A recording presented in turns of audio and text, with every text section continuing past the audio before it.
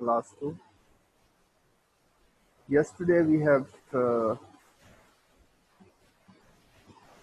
seen about the input and output functions definitions, in which we have explained about the printf function, how printf is used and what is inside the printf function to be returned. ठीक है ना। printf कैसे लिखा जाता है, printf को programme में कैसे यूज करते हैं, हमने यूज किया था। printf में दो चीजें होती हैं, एक को कंट्रोल स्ट्रिंग बोलते हैं, दूसरे को लिस्ट ऑफ आर्गुमेंट्स बोलते हैं। यानी कंट्रोल स्ट्रिंग में टेक्स्ट आ जाता है और उसमें फॉर्मेट स्पेसिफायर्स भी लिख सकते हैं और उसमें एस्केप सीक्वेंसेस भी लिख सकते हैं। ठीक है, जैसे हम अगर कोई प्रिंट एफ फंक्शन लिखते हैं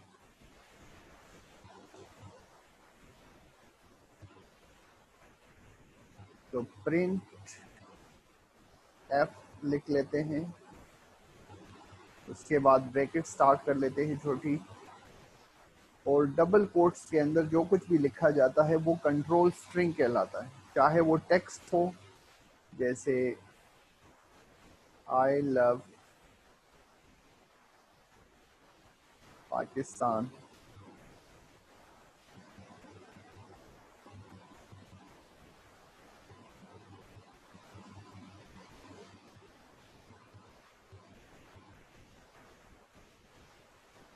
ठीक है। ये सिर्फ टेक्स्ट हम प्रिंट कर रहे हैं, और इसके अलावा अगर टेक्स्ट प्लस नंबर्स वगैरह भी प्रिंट करें तो print F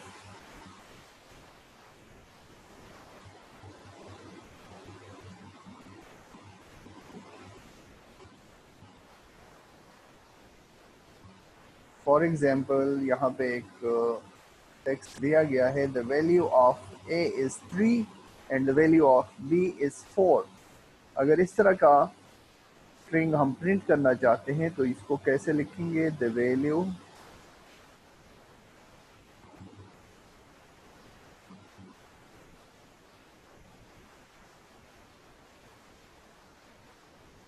of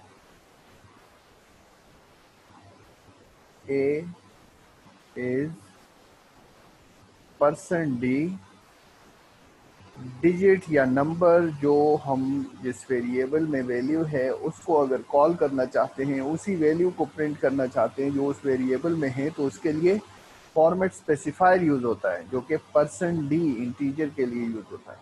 the value of A is %d। अगर मैंने इस तरह लिखा और डबल कोट्स के अंदर बंद कर दिया तो ये ए मैंने लाजमी मेंशन करना है। ये जो फॉर्मेट स्पेसिफायर मैंने स्पेसिफाई किया हुआ है, इसके लिए कामा के बाद वो ए वेरिएबल मैंने मेंशन करना है जिसकी वैल्यू मैं प्रिंट करना चाहता हूँ। ठीक है, और आखिर में सेमी कॉलन। तो ये इस तरह प्रिंट होगा स्क्रीन पर, the value of A is %d की बजाय वो वैल्यू आ जाएगी जो इस वेरिएबल में पड़ी है। इसके लिए आए चलते हैं, एग्जाम्पल देखते हैं। ठीक है, न्यू, सबसे पहले hash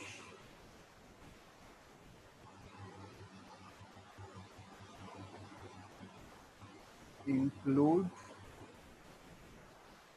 stdio.h. This is a header file which includes standard input output, and the output we are going to use is the printer. Then we have to write the main function. Then we will start the curly braces in which the body of the main function will be, and in body, if I define two variables, integer a, और a को अगर मैं एक value assign करूं, a is equal to 4, and दूसरा variable b is equal to 5 या 6, कोई भी वैल्यू दे दो। ठीक है, सेमी कॉलन। ये वैल्यूज अगर मैं इस तरह प्रिंट करना चाहता हूँ, प्रिंट एफ डबल कोट्स के अंदर मैं ये स्ट्रिंग लिख लेता हूँ, the value of A is %d and the value of b is %d। तो फिर स्ट्रिंग के बाद मैंने ये ए और बी को मेंशन करना है, ए कामा बी, यानी ए कामा बी, ए में जो वैल्यू है वो इस %d की जगह पे आ जाएगी और बी में जो वैल्यू है वो दूसरी %d की जगह पे आ जाएगी। ठीक है, ये ख़त्म कर दिया हमने, तो इसके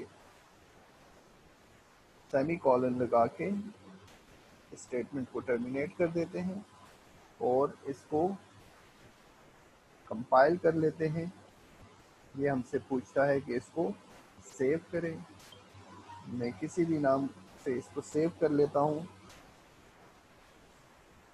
कोई एरर नहीं है। एग्जीक्यूट करें, इसको रन करें। यहाँ पे हमें आउटपुट मिला है the value of A is 4 and the value of B is 6। यहाँ पे हमने दिया है इसको the value of A is %d and the value of B is %d। और ए और बी, ए में हमारे पास 4 है, हमने असाइन की है ए को 4 की वैल्यू और बी को 6 की वैल्यू। ठीक है, तो ये इस तरह इसके साथ कनेक्ट हो जाता है। पहला %d जो होता है वो पहले वेरिएबल के साथ कनेक्ट हो जाता है और दूसरा %d जो होता है वो दूसरे वेरिएबल के साथ कनेक्ट हो जाता है और वो उस वेरिएबल की वैल्यू को इस फॉर्मेट में, यानी %d जो फॉर्मेट स्पेसिफायर है, ये हम फॉर्मेट स्पेसिफायर में जाके पढ़ेंगे कि ये किस तरह फॉर्मेट स्पेसिफायर होता है और किस तरह वैल्यू की फॉर्मेट चेक करता है, तो इसी फॉर्मेट में उसको प्रिंट कर देता है।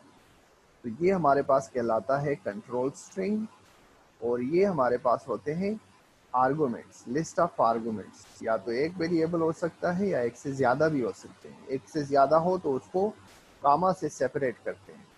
ठीक है, तो ये एक प्रिंट एफ की एग्जांपल थी कि प्रिंट एफ हम किस तरह यूज़ करेंगे। Print F is a function which has two things inside the parenthesis. The one is control string and the other one is list of arguments separated by a comma. ठीक है, control string में text आ जाता है, format specifier आ जाता है और escape sequence आ जाता है। ये तो हमने फॉर्मेट स्पेसिफायर सिर्फ यूज़ किया और टेक्स्ट यूज़ किया। एस्केप सीक्वेंस अगर आप यूज़ करना चाहते हो तो एस्केप सीक्वेंस जिस तरह कल हमने यूज़ किया था, /n में यहाँ पे एक एस्केप सीक्वेंस यूज़ करना चाहता हूँ जो कि न्यू लाइन के लिए है।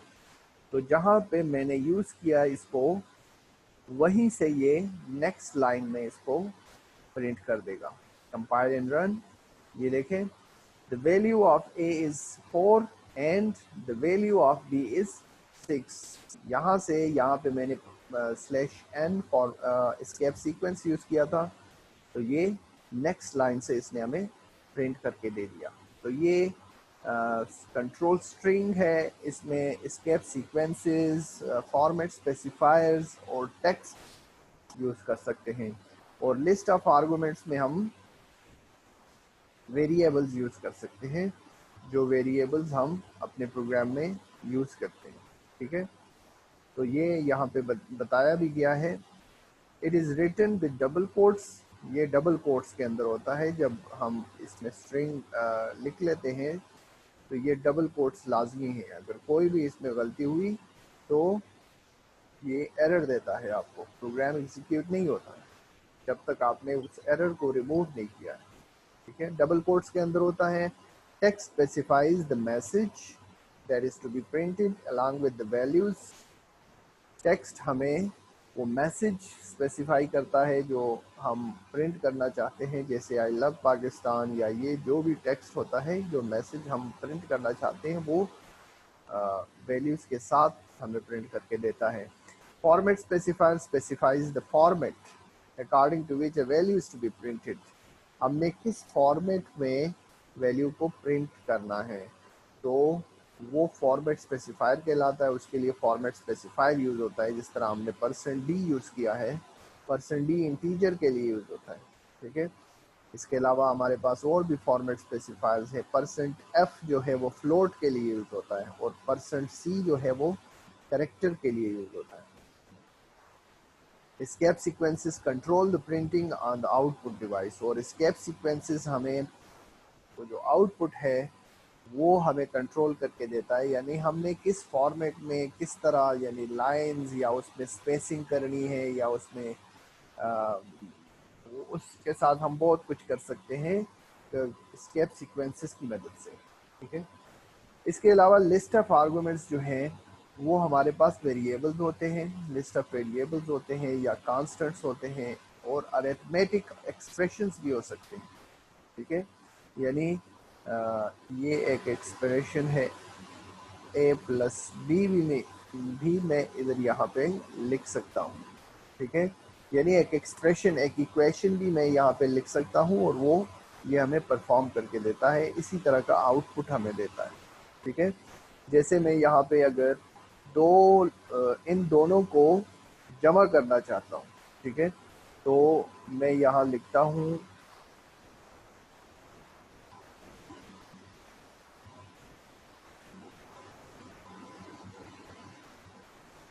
द एडिशन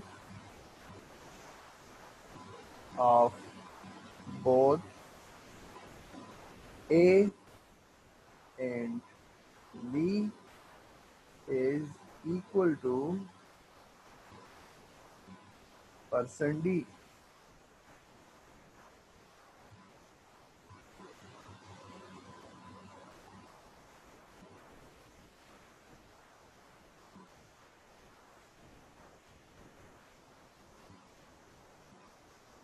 %d, और यहाँ पे मैं उस फार्मूला को मेंशन कर लेता हूँ, a+b।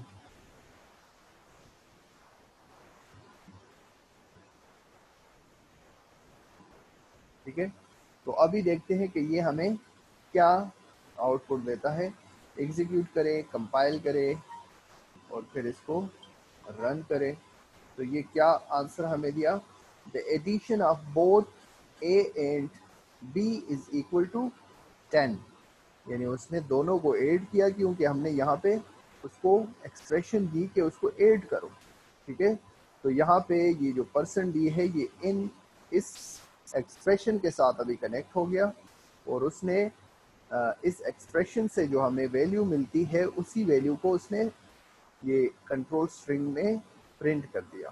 ठीक है, तो ऐसे भी हम लिख सकते हैं। ठीक है, कुछ भी आप एक्सप्रेशन लिख सकते हो, प्लस की जगह में मल्टीप्लिकेशन भी यूज कर सकता हूँ, कोई भी एक्सप्रेशन, कोई भी ऑपरेटर या एक्सप्रेशन में जो कुछ भी आप कर सकते हो। तो ये मैंने क्या किया, the addition of both a and b is equal to 2 answer आया। ये मैंने क्या किया हुआ है, ये है, अच्छा ये पावर मैंने यूज किया है। ठीक है, तो इस तरह कोई भी आप ऑपरेटर यूज कर सकते हो। अगर मैं मल्टीप्लिकेशन यूज करूं तो ये मुझे मल्टीप्लाई करके देगा 24, 4 6 आर 24। ठीक है, तो इस तरह हम एक्सप्रेशंस यूज कर सकते हैं इसमें।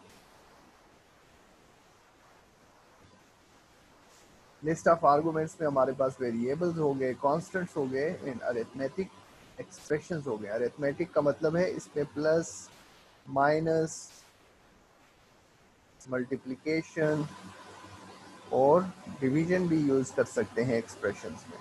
ठीक है, सेपरेटेड बाय कामास अगर ज़्यादा हम यूज़ करना चाहते हैं, एडिशन भी यूज़ करें, मल्टीप्लिकेशन भी यूज़ करें, और वो भी जो भी हम वो यूज़ करना चाहते हैं तो वो हम यूज़ कर सकते हैं। देखिए, मैं नेक्स्ट अगर a को, ये तो मैंने मल्टीप्लिकेशन किया, मैं कहता हूँ कि ये एडिशन भी करे तो कामा से सेपरेट करूंगा और a प्लस b लिखूंगा तो वो एडिशन भी कर देगा, ठीक है। और अगर डिवीजन को मुझे करना है तो a डिवाइड बाय b भी कर सकता हूँ। और मैंने ये एक्सप्रेशंस जो है 3 एक्सप्रेशंस यूज़ किए और इनको कामा के साथ सेपरेट किया, लेकिन इसके लिए मैंने क्या करना है, 3% डी भी लिखने हैं, ठीक है ना, क्योंकि हमारे पास 3 वैल्यूज आएंगी और 3 फॉर्मेट स्पेसिफायर्स वो स्पेसिफाई करेंगे। The addition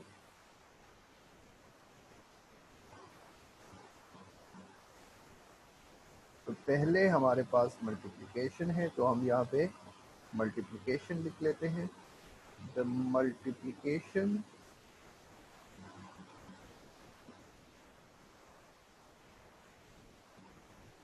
comma addition and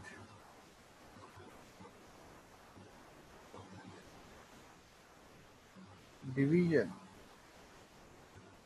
of both a and b is equal to percent d एक हो गया, ये मल्टीप्लिकेशन के लिए हो गया, कामा परसेंट d ये एडिशन के लिए हो गया, कामा परसेंट d ये डिवीजन के लिए हो गया, ठीक है। तो ये 3 चीज़ें हमने प्रिंट करनी है। तो हम अगर इसको कंपाइल एंड रन करें तो ये देखो, the multiplication addition and division of both A and B is equal to, multiplication हमारे पास 24 आता है, डिवीजन एडिशन हमारे पास 10 आता है, और ये 0 क्यों आ गया, क्योंकि हम अगर 4 डिवाइड बाई 6 करें तो ये क्या होता है, ये पॉइंट्स में हमें आंसर मिलता है, और पॉइंट के लिए ये परसेंट डी इस्तेमाल नहीं होता है, वो दूसरा फॉर्मेट स्पेसिफायर यूज़ होता है। तो उसके लिए दूसरा फॉर्मेट स्पेसिफायर जब हमने यूज़ नहीं किया तो इसलिए उसने हमें 0 आंसर दे दिया, यानी राउंड ऑफ आंसर दे दिया, 0 पॉइंट समथिंग आता है। तो पॉइंट वाली चीज़ हमें नहीं दिखाई दी, हमें प्रिंट करके नहीं दिया, क्योंकि इंटीजर में पॉइंट नहीं होते। तो इस तरह हम फॉर्मेट स्पेसिफायर्स, एस्केप सीक्वेंसेस और टेक्स्ट प्रिंटफ में प्रिंट कर सकते हैं। और आर्गुमेंट्स में हमारे पास एक्सप्रेशंस भी हो सकते हैं, वेरिएबल्स हो सकते हैं, ऑपरेटर्स हो सकते हैं। ये सब चीज़ें हम लिस्ट ऑफ आर्गुमेंट्स में यूज़ कर सकते हैं, ठीक है। The values are printed according to the corresponding format specifier. इस तरह परसेंट डी हमने यूज़ किया तो वो इंटीजर ही प्रिंट करेगा। फॉर्मेट स्पेसिफायर इसीलिए होता है कि अगर हमने परसेंट डी यूज़ किया तो वो बोलेगा कि आपको सिर्फ इंटीजर चाहिए, तो इंटीजर वो ही प्रिंट करेगा। जिस तरह हमारे पास अभी डिवीजन में फ्लोट की वैल्यू आ रही थी, यानी पॉइंट में वैल्यू आ रही थी, 4 डिवाइड बाई 6 अगर हम कैलकुलेट करें तो उसमें वो वैल्यू आती है 0 पॉइंट समथिंग या इस तरह की वैल्यू आएगी। तो उसने सिर्फ 0 जो राउंड ऑफ वैल्यू है उसने हमें आंसर में प्रिंट कर दिया और बाकी को छोड़ दिया। The first format specifier applies to the first argument, the second to the second argument and so on. ये वाला जो परसेंट डी है, पहला वाला परसेंट डी, तो ये पहले आर्गुमेंट के साथ कनेक्ट हो जाता है, उसकी फॉर्मेट को यहाँ पे प्रिंट कर देता है, और दूसरा दूसरे के साथ और तीसरा तीसरे के साथ, इस तरह तरतीब से होता है, ठीक है। The arguments in the printf function are optional. List of arguments जो है वो ऑप्शनल है। जिस तरह हमने यहाँ पे आर्गुमेंट्स नहीं लिखे, आई लव पाकिस्तान, जस्ट हमने एक टेक्स्ट को प्रिंट किया है, और यहाँ पे हमने आर्गुमेंट यूज़ करना है क्योंकि हमें एक वैल्यू चाहिए उस आर्गुमेंट की, उस वेरिएबल की वैल्यू हमें यहाँ पे प्रिंट होनी चाहिए, तो इसीलिए हमने उसमें आर्गुमेंट यूज़ किया। तो ये वेरिएबल्स, लिस्ट ऑफ वेरिएबल्स या आर्गुमेंट्स जो हैं ये हमारे पास ऑप्शनल होती है, हमारी रिक्वायरमेंट के मुताबिक हम उसको यूज़ कर सकते हैं, ठीक है।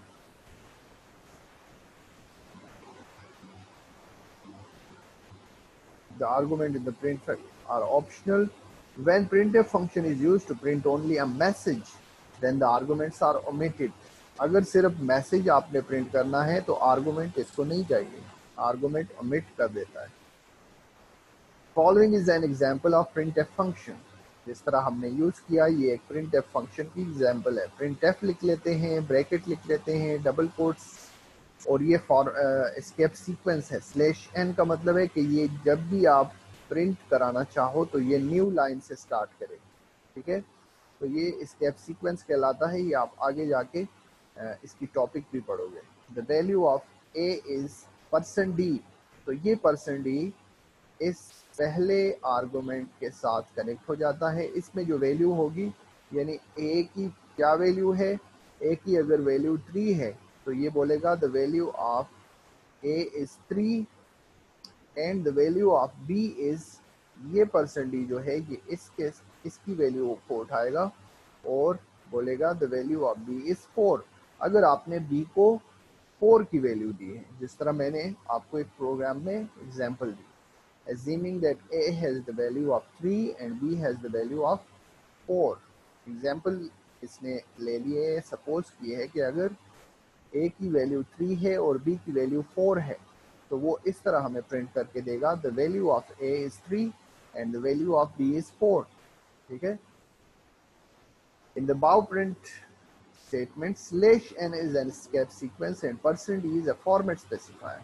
/n जो हमने कहा कि ये escape sequence कहलाता है और format specifier कहलाता है। The escape sequence /n is used to start printing on a new line। ये new line के लिए यूज होता है और फॉर्मेट स्पेसिफायर %d जो है वो is replaced by the value stored in variable a and b। a और b वेरिएबल्स में जो भी वैल्यू स्टोर होती है, हमने जो कुछ भी वैल्यू उसको असाइन की होती है तो वही वैल्यू इसकी जगह पे प्रिंट हो जाती है, ठीक है। In the order in which they are written, पहले %d में पहली वाली वैल्यू और दूसरे %d में दूसरी वाली वैल्यू प्रिंट हो जाती है, यानी उसी ऑर्डर में जिस ऑर्डर में आपने उसको यूज किया है। The format specifier %d is used for printing values stored in integer variables. Format specifier %d जो है वो इंटीजर वेरिएबल के लिए यूज होता है। %f जो इसके अलावा होता है वो फ्लोट के लिए यूज होता है और %c जो है वो करेक्टर के लिए यूज होता है। इसके अलावा भी हमारे पास बहुत सारे फॉर्मेट स्पेसिफायर्स हैं जो आप उस टॉपिक में जाके स्पेसिफिकली पढ़ोगे, ठीक है। तो ये हमारे पास आउटपुट फंक्शन printf के बारे में था। आपने डिटेल से देखा कि printf फंक्शन को हम कैसे यूज़ कर सकते हैं, उसमें क्या क्या चीज़ें इंक्लूड होती है और उसमें क्या चीज़ें इंक्लूड कर सकते हैं और उसका जनरल लिखने का तरीका क्या है। यानी उसमें कंट्रोल स्ट्रिंग होता है, कंट्रोल स्ट्रिंग में हम कोई भी मैसेज लिख सकते हैं, टेक्स्ट लिख सकते हैं, एस्केप सीक्वेंस लिख सकते हैं और उसके साथ फॉर्मेट स्पेसिफायर भी मेंशन कर सकते हैं। फिर उसके बाद कामा होता है और कामा के बाद लिस्ट ऑफ आर्गुमेंट्स, यानी उसमें वेरिएबल्स आ सकते हैं या उसमें एक्सप्रेशंस आ सकते हैं। एक्सप्रेशन की भी मैंने आपको एग्जांपल दी कि कोई भी इक्वेशन या कैलकुलेशन आप यहीं पे करना चाहते हो, जिस तरह a+b मैंने लिखा और उसको हम उसकी वैल्यू उसको प्रिंट करना चाहते हैं। जी मलाज मरी सर ये कंट्रोल स्ट्रिंग बस पूछना था, वो नीचे लिखा मैं पढ़ लिया सर। बच्चे आप लेट आ गए हो, ये डिटेल से हमने पढ़ा है इस पूरी क्लास में, बल्कि कल भी पढ़ा था। तो कल भी आप नहीं थे और अभी भी जो आए हो तो आप अभी जी सर सॉरी। 38 मिनट्स बल्कि 2 मिनट्स 4 मिनट्स रहते हैं क्लास में और आप आए हो, ठीक है। तो कंट्रोल स्ट्रिंग गौर से सुनो। कंट्रोल स्ट्रिंग जो होता है उसमें इस तरह की कोई भी टेक्स्ट आप लिख सकते हो, जैसे हमने इस प्रोग्राम में यूज किया the multiplication addition and division of both A and B. ये एक स्ट्रिंग बन गई। स्ट्रिंग बोलते हैं जब डबल कोट्स के अंदर जो कुछ भी हम लिखते हैं, जैसे ये I love Pakistan double quotes के अंदर मैंने लिखा तो ये स्ट्रिंग बन गया। अभी कंट्रोल स्ट्रिंग किसे कहते हैं? Control string consist of text, यानी टेक्स्ट भी हो सकता है उसमें फॉर्मेट स्पेसिफायर %d को बोलते हैं, यानी ये %d जो हमने यूज किया है इसको फॉर्मेट स्पेसिफायर बोलते हैं। ठीक है, तो फॉर्मेट स्पेसिफायर भी इसमें हो सकता है। इसके अलावा एस्केप सीक्वेंसेस भी हो सकते हैं। एस्केप सीक्वेंस जिस तरह हमने /n यूज किया जो न्यू लाइन के लिए यूज होता है। ठीक है, तो इसमें 3 चीजें आ गई। एक तो टेक्स्ट आ गया, जो हमारे पास ये टेक्स्ट है, the value of a is, यहाँ तक ये टेक्स्ट लिखा हुआ है। ये %d क्या है, ये फॉर्मेट स्पेसिफायर है। और इसके अलावा अगर मैं यहाँ पे लिखूँ /n तो ये क्या करेगा, आउटपुट में मुझे यहाँ से न्यू लाइन में दिखाई देगा, the value of a is %d। जिस तरह अगर आप यहाँ पे देखो, मैं अगर यहीं ये जगह पे /n लिखूं तो ये क्या करेगा, डिवीजन से मुझे न्यू लाइन से वो वैल्यू प्रिंट करके देगा। ये देखो, the multiplication comma addition and division से उसने मुझे न्यू लाइन करके दिया, यानी न्यू लाइन से उसने स्टार्ट किया। Division of both a and b is equal to 24, 10 and 0। ठीक है ना, तो ये एस्केप सीक्वेंसेस भी हम इसमें यूज कर सकते हैं, फॉर्मेट स्पेसिफायर भी यूज कर सकते हैं और टेक्स्ट भी यूज कर सकते हैं। ये पूरा एक कंट्रोल स्ट्रिंग कहलाता है, और स्ट्रिंग इसको इसलिए बोलते हैं कि ये डबल कोट्स के अंदर बंद होता है। ठीक है, और कंट्रोल स्ट्रिंग तब बन जाता है जब उसमें ये सारी चीज़ें इंक्लूड हो जाती हैं, तो ये कंट्रोल स्ट्रिंग कहलाता है। और लिस्ट ऑफ वेरिएबल्स, हमारे पास कोई भी वेरिएबल्स जब हमने उनको प्रोग्राम में डिफाइन किया हो, डिक्लेयर किया हो, तो वो वेरिएबल्स हम यहाँ पे यूज करते हैं। ठीक है, तो मुनीब अदनान भी अभी आया, तो मैं जल्दी से आपकी अटेंडेंस भी लगा लूँ। अच्छा, अब्दुल्ला चीमा,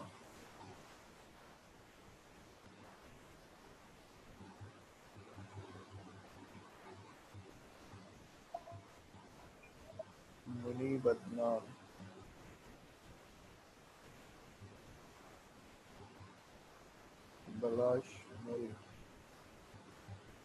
बलाश मनी, आप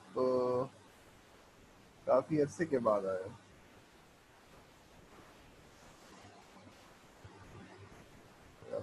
अयान खान,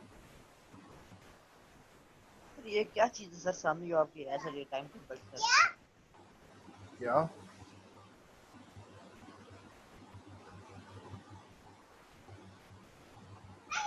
सर ये क्या चीज है सर, ये सामने सर ये टेबल सर, टाइम टेबल कौन सी? स्क्रीन पे टाइम टेबल जो खुला हुआ सर, ये ऑफिस वाला सर। ये आपकी अटेंडेंस में लगा रहा हूँ ना। 10th F में आज जो है मोहम्मद अली प्रेजेंट है, उमर शहबाज प्रेजेंट है, उज़ैफा प्रेजेंट है, बलाश मरी प्रेजेंट है, अब्दुल्ला बिन सिकंदर प्रेजेंट है। सर इसमें तो हमारी सर कुछ कुछ दिन की अटेंडेंस लगी नहीं हुई सर। कौन सी? सर ये देखें 8, 9, 10, 11, 12, 13 तो है ही नहीं सर इधर। तो 10 को कौन सी डेट है? जुमा होगा ना, जुमा, हफ्ता और जुम्मे वाले इतवार दिन छुट्टी होती है। सर ये तो सर स्टार्ट ही 2 हफ्ते पहले हुआ सर, ये सिस्टम और सर ना है ना, दूसरा। ये बाकी की और शीट पे है, ये तो 8 से मैंने स्टार्ट किया। अच्छा सही है सर मेरी भी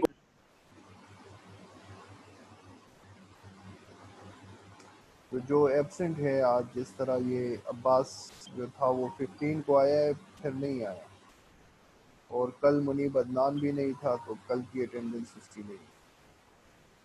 ये इस तरह 10th E के सिर्फ ये बच्चे। सर मैंने कल लेट ज्वाइन किया था, आया था मैं। कौन बात कर रहे हो?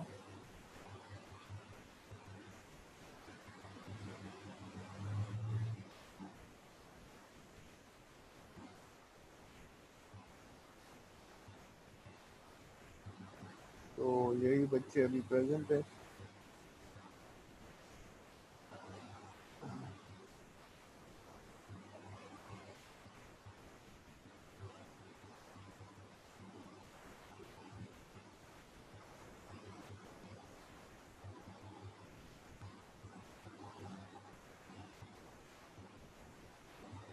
अच्छा, तो प्रिंट एफ की समझ आ गई सबको?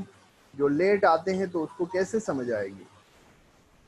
ये लाजमी आप ये टॉपिक पढ़े, ये बहुत इंपॉर्टेंट है। अगर आपको समझ नहीं आती हो तो फिर आप कल क्लास में आके टाइम पे मुझसे पूछिएगा कि मुझको ये रिवाइज कीजिए, ठीक है। इसके बाद हमने इनपुट फंक्शंस पढ़ने, अलग चीज़ है वो, ठीक है ना। और साथ साथ इसको अपने नोटबुक में नोट कीजिएगा, क्योंकि ये आपके लिए बर्डन बढ़ता जाएगा और ये लाजमी हम नोटबुक्स चेक करेंगे, इसी में आपके टेस्ट्स भी लिए जाएंगे, ठीक है।